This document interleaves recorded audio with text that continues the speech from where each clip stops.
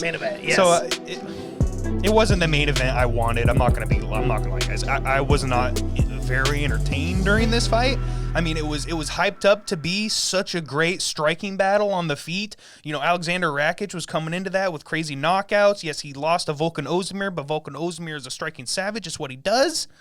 So when I saw them just go to the ground for 3 rounds, man, I'm not gonna lie, I was disappointed.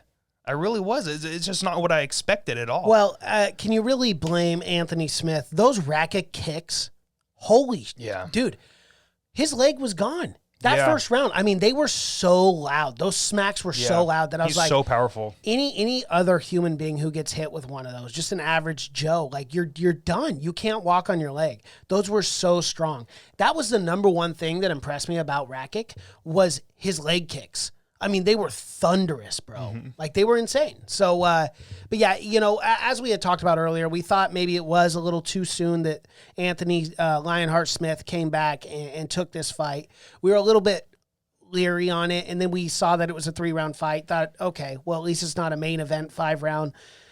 But I hate to say it, but it was just an absolute domination by Rakic, and he is an up-and-coming guy. He looked great in this fight. And for whatever... We got to give it to him. He looked phenomenal. He looked dominant. Yeah, for sure, dominant. I mean, completely dominated the entire fight. Could you give him a couple of those rounds 10-8s? Probably, especially the third, I would think. But you know, I can't be mad at him because he did what he had to do. Oh, exactly. There was a lot of fighters talking shit about this fight online. I'm not gonna lie, especially Dominic Reyes. He was chirping up a storm. I can imagine. Yeah, he did not. He was not impressed. Not at all. He was not impressed with either man. So either way. It's a big fight for Rakic. And now he's talking like, hey, I'm the next for the title shot. Like, okay. I think you're in contention. You're definitely top 5 now. You just took out Anthony Smith, who I believe was 6. So, but there's some dogs in the light heavyweight. There really are. I mean, you just Thiago Santos, Glover Teixeira have to fight each other. And that fight's very soon. I think it's next week, actually. Not this upcoming weekend, but the weekend after. Yep. So, I cannot fucking wait for that fight. Cannot wait for that. The winner of that fight's probably going to be a lot closer to a title shot after this Jan. Well, you have to, especially Glover Teixeira. I mean, he's gone out there and beaten guys over and over again that you're like, there's no way he's going to win. And somehow he goes out there and not just wins, but wins in dominant fashion. Yeah. So again, like if he wins that fight, you almost got to give it to him one last time. Yeah. Yeah. I mean, it would be his last it definitely shot, his last run. You know, unquestionably. And fuck, Thiago Santos that's a fucking rough number 1 contender fight. Yeah, that's a rough number 1 contender fight. Well, if he wins that fight, he's got to have the next shot. Period. Absolutely. If you beat Thiago Santos, coming off like his last fight was literally John Jones.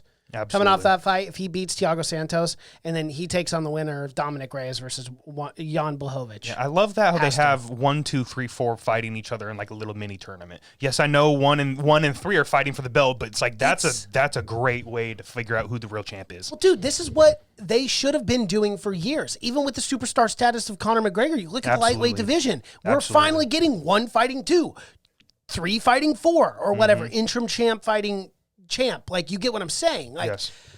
We got away from that for so long. Like, we put on these crazy, like, you know, Jose Aldo versus Petr Yan when Jose Aldo didn't deserve that. Aljamain Sterling. Dominic Cruz versus Henry Cejudo. Dominic Cruz, Henry Cejudo. It's just like, why do we keep doing this? I feel like UFC is back to business, and I love it. This is what we want to see. Number 1 fighting number 2, number 3 fighting number 4. That's why there's a ranking system in place. Yes. Period. Yes. So, yes, Aleksandar Rakic, he was 8 before he got this win. You know, he's a little bit on the outside. I think this is the fight for him, dude.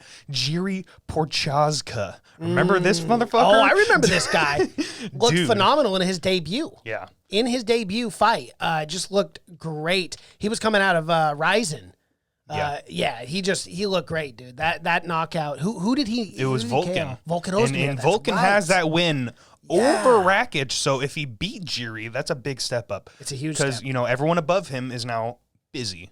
So we will see. That's the fight they have to make. I think so. I completely agree. That's matchmaking heaven right there. Yeah, absolutely. I mean, who else? I mean, Krylov, Serkinov. Like, it's just everybody that's down below him. Down below. Yeah. And that one makes the most sense. I mean, Jiri just came off that win, a month and a half, 2 months ago? Mm-hmm. And Rakic didn't take any damage in this fight. He looked healthy. You look fine. Yeah. I mean, he took a little damage, but 4 to 6 months, get him on a December card. Oh, even sooner. Yeah, even sooner. Yeah. Like shit, he especially in the Rona times because they're just churning through. I mean, Anthony Smith's second main event after taking all that damage. Crazy. So they're running out of main events. Yes, they are. So they're gonna figure out something for him, hopefully real soon, because I think that Jiri Prochazka fight could be a main event or at least co-main. I know no one knows who this Jiri Prochazka guy is, but if you're casual, you're gonna fucking know him real soon, especially after a fight like that. So moving on, or I guess picks real quick. I took Smith UD. As did I. Yeah, so no points. And as soon as that fight started, after the first round, I was like, oof. Yep. I don't see the this second turning. the second I saw him go down and he went down to his back, I was like, oh no, this is not good. Not good at all. But this is good for me. Real quick though, where does he go? Where does he go from here? Smith? Anthony Smith, yeah. Do you still keep throwing him to the wolves? Do you still keep giving him top 10 guys? I still think he's a top 10 guy for sure. Yeah. I mean, Ozdemir, he's coming off that beaten him loss though. too? He's choked out Ozdemir in the second round. I mean, I think you give him a Johnny Walker, you give him a Ryan Spann, you give him the winner of Magomed Ankalaev and Ian Kutalab. You give him someone like that. He doesn't need to be fighting Thiago Santos off a loss. No, of course not. Yeah, no. Yeah, like say Glover beats him, which I'd be shocked. I'm not gonna lie. Yeah, as would I. I feel like we say that every time, and somehow Glover goes out there and does gets it. a W. I didn't see him beating Anthony Smith. No, not at all. No, so neither did I. He could shock us. That was one of the most surprising things I think of this year. Yeah, he could definitely and how shock us. dominant he was while doing it too. Absolutely.